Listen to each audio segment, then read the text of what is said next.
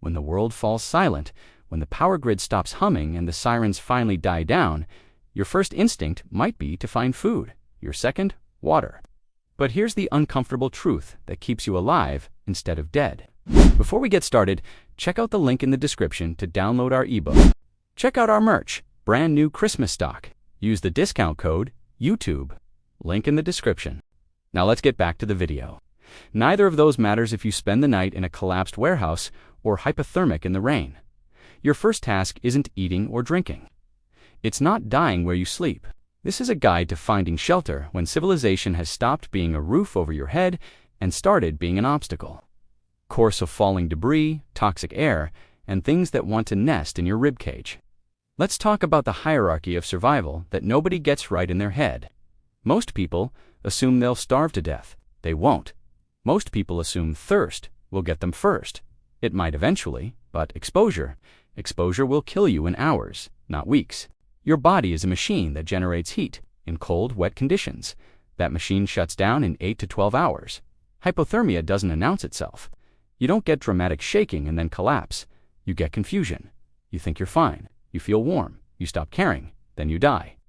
Conversely, if you're stuck in an oven with no water, that takes 2 to 4 days depending on conditions.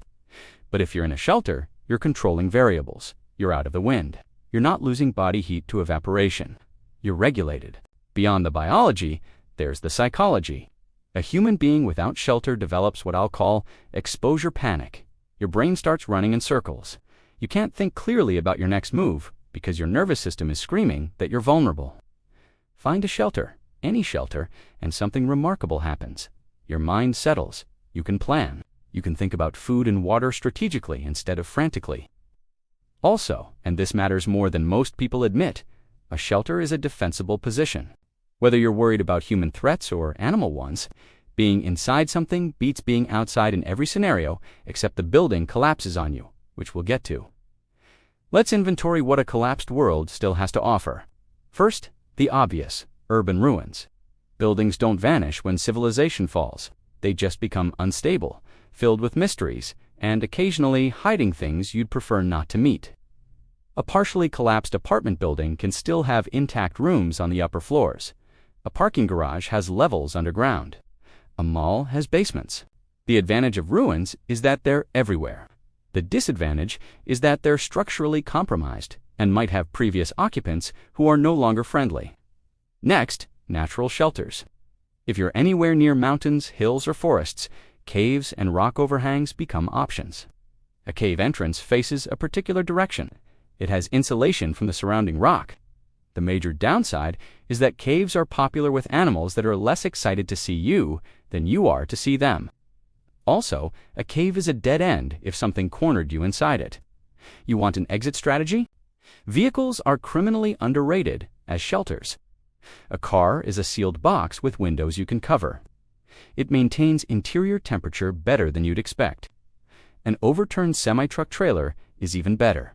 It's elevated, it's large, and it gives you options. The problems: vehicles become ovens in heat, furnaces in cold depending on how sealed they are, and they attract scavengers looking for fuel, supplies, or shelter themselves. Basements: most survivors find these naturally because they're terrified of being above ground. A basement is below ground level, which means it's typically cooler, more protected from wind, and naturally hidden. It's also where water pools, where mold blooms, where things get damp and dark, and stay that way. A basement is a tomb if the main structure above it collapses. Improvised structures are your friend if you can't find anything else. A lean-to against a large rock face, a dugout in an embankment, a reinforced corner of a larger building.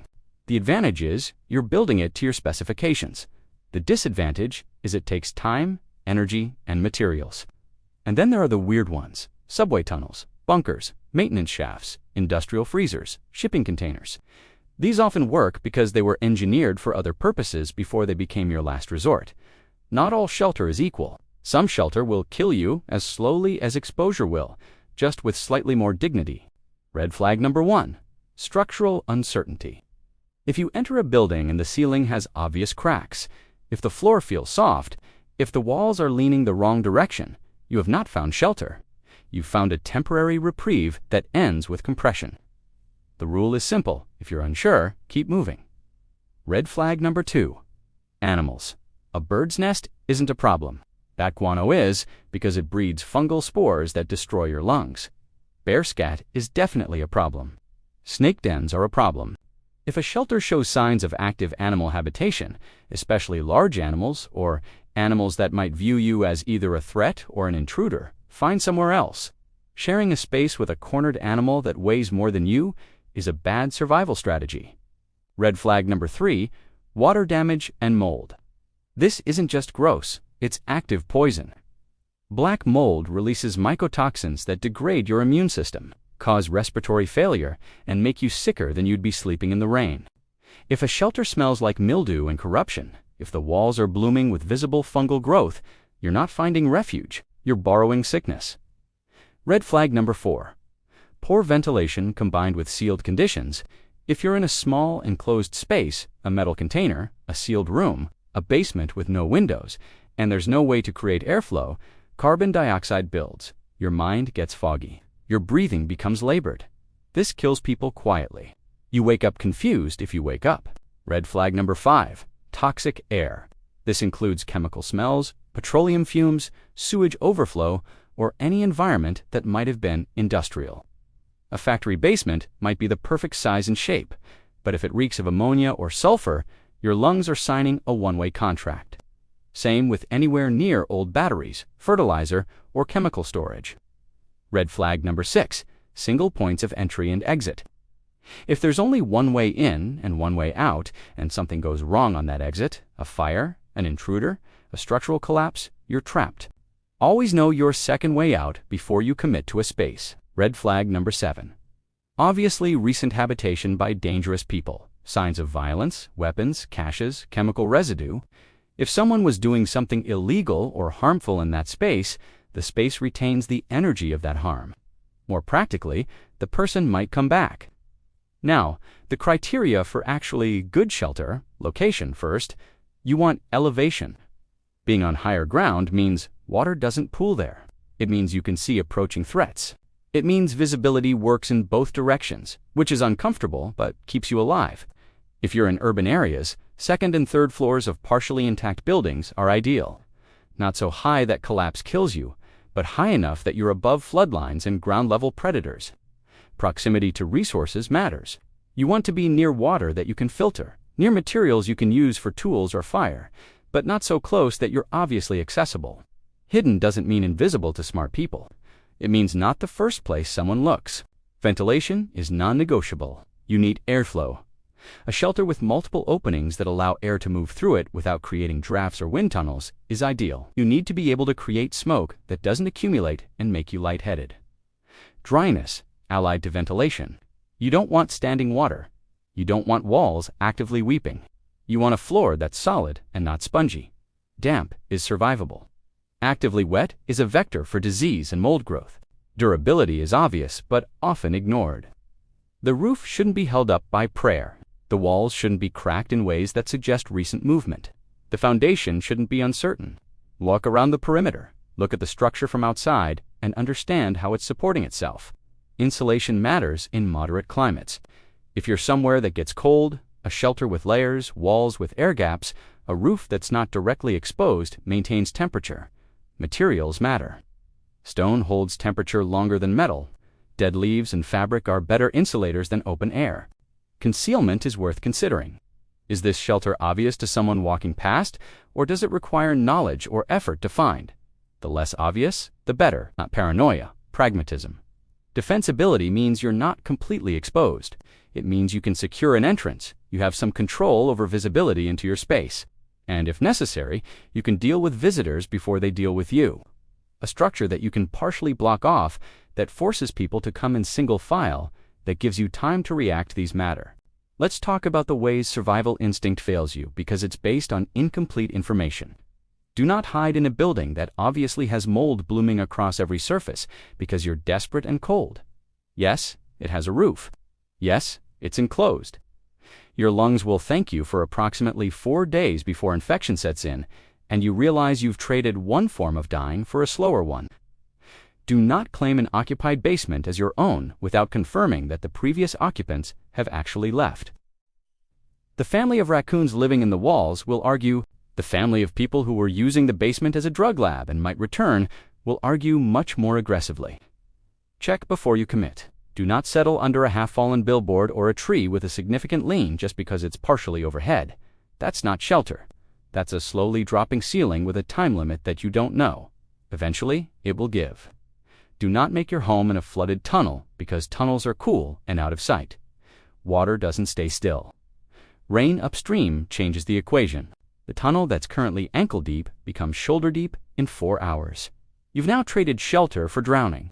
Do not choose a space because of one positive quality while ignoring multiple negative ones.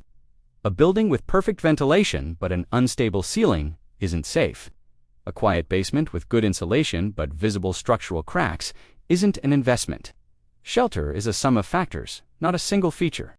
Do not hide so effectively that rescue or resupply becomes impossible. There's a balance between concealment and functionality. If you hide so well that no one could find you, even if they were looking, you've also hidden yourself from resources. Do not assume animals have left a space just because it's quiet. Quiet can mean sleeping. Quiet can mean waiting. Approach with uncertainty. Here's something worth understanding about yourself. You're an animal that evolved to build nests. Not literally nests, but the concept is the same. Humans throughout history, in every culture and climate, have created small enclosed spaces that feel secure. Beds with sides, tents, houses with doors, rooms within rooms. This instinct is hardwired. When you're terrified and exposed, that instinct activates. You want to curl into something small and contained. You want walls close around you. Your nervous system wants that visceral sense of enclosed space because for most of human history, that meant safety. Here's the trick. That instinct is usually right, but it's also often incomplete. Yes, you need enclosed space. Yes, you need something that feels like a nest. But you also need to apply logic to that instinct. The enclosed space needs to not kill you. It needs to breathe. It needs exits. It needs dryness and safety from structural failure. Channel that nest instinct, but filter it through intelligence. Your brain wants shelter, and intelligence tells you what shelter actually works. Together, those two things keep you alive. Survival isn't just finding a roof. It's choosing one that doesn't collapse on your dreams. It's understanding the difference between shelter and a slow death with better insulation. It's respecting your body's need for security while respecting the laws of physics that govern whether that security is actually real. When civilization stops, the first night is the hardest. You'll be tempted to take the first enclosed space you find. Fight that, spend an extra hour, check the ceiling, verify the ventilation, feel the walls. Understand what you're committing to. Good shelter is out there. It just requires that you look for it like you're choosing a place to live instead of a place to hide. Because in the end, survival is about choosing to live with intention, not just choosing not to die by accident. Stay dry, stay smart, stay alive.